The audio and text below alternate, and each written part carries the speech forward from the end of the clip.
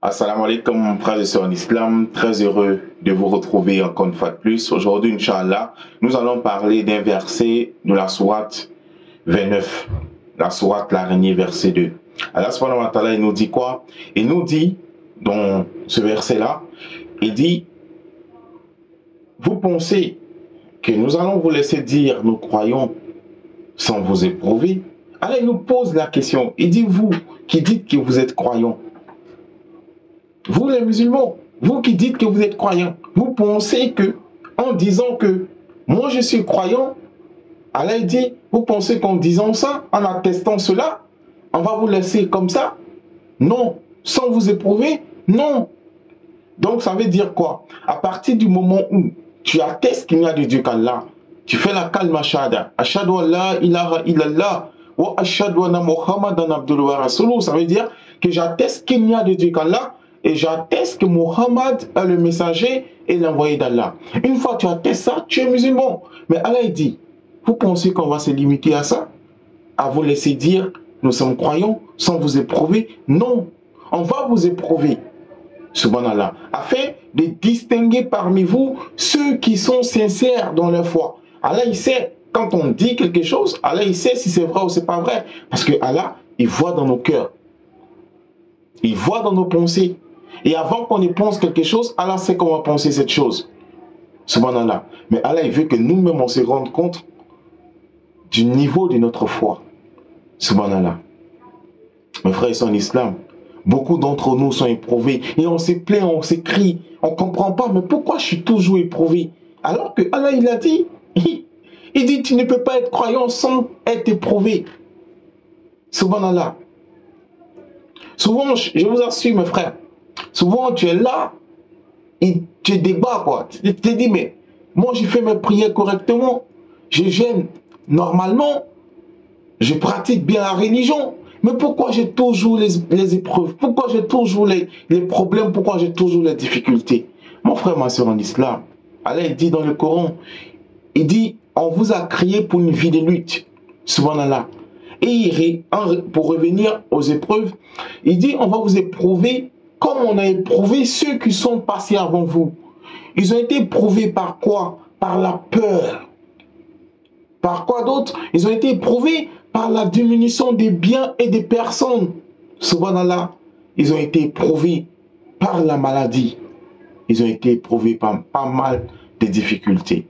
Et nous aussi, on va rencontrer ces difficultés-là dans notre quotidien. Cela ne veut pas dire que Allah ne nous aime pas. Non. Au contraire. Le prophète Isa alayhi wa sallam, il dit, Allah n'éprouve que les gens qu'il aime. Subhanallah. Et lorsque Allah t'éprouve, ce n'est jamais pour t'humilier. Non. Allah t'éprouve plutôt pour te purifier et te rapprocher de lui. Subhanallah. C'est une miséricorde, les épreuves. Si vous n'avez pas d'épreuves, inquiétez-vous. Subhanallah. Inquiétez-vous. Mes frères et sœurs en islam. Inquiétez-vous comme s'inquiétaient les Sahaba, les compagnons du prophète Mohammed sallallahu alayhi wa sallam, qui lorsqu'ils passaient quelques jours sans connaître une épreuve, soit à la faim, soit à la difficulté, la maladie, ils pleuraient. Ils venaient voir le prophète Mohammed sallallahu alayhi wa sallam en pleurs, c'est-à-dire, ils pleuraient. Subhanallah. Et quand le prophète sallallahu alayhi wa sallam leur demandait, mais qu'y a-t-il? Il disait, Allah ne nous aime plus. Subhanallah. Pourquoi? Le prophète dit, mais pourquoi vous dites ça? Parce que Allah ne nous éprouve plus. Subhanallah. Les épreuves sont la manifestation de l'amour d'Allah. Et moi qui suis en train de vous parler, voilà, si je veux étaler mes épreuves, peut-être que vous oublierez peut-être vos problèmes. C'est pas parce qu'on a le sourire qu'on n'a pas de problème. Wallahi. Mais on s'est dit que ça ne sert à rien de pleurer, ça ne sert à rien de se lamenter, ça ne sert à rien d'être triste. On confie notre sort à Allah et Allah, il nous dit dans le Coran, dans la sourate Tawbah, le repenti, verset 51, il dit, rien ne vous atteindra en dehors de ce que Allah a prévu pour vous. Donc, en le croyant, on dit inna lillahi wa inna ilayhi raji'un. Quelque chose nous arrive, c'est la volonté d'Allah. Nous, on fait les causes. Et le résultat ne dépend pas de nous. Le résultat dépend d'Allah subhanahu wa ta'ala qui nous a créés, qui a créé notre destin. Donc, mes frères et sœurs en islam, ne vous lamentez pas.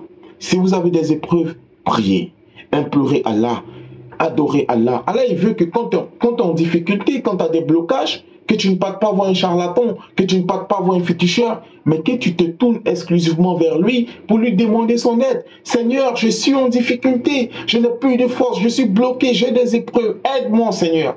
Tu implores l'aide de ton Seigneur. Allah, il aime qu'on l'implore. Allah, il aime qu'on l'appelle.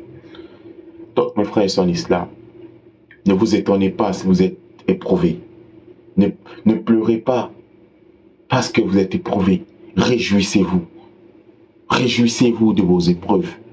Parce que là où il y a les épreuves, il y a l'amour d'Allah.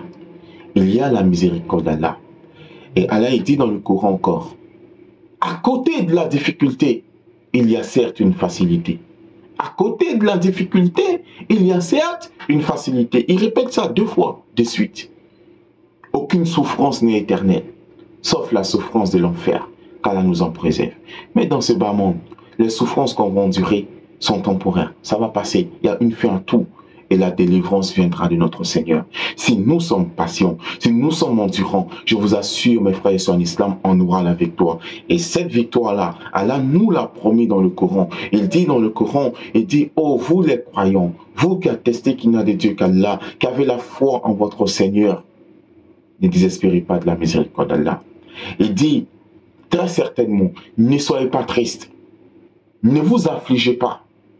Très certainement, Allah il parle, il dit, vous aurez la victoire.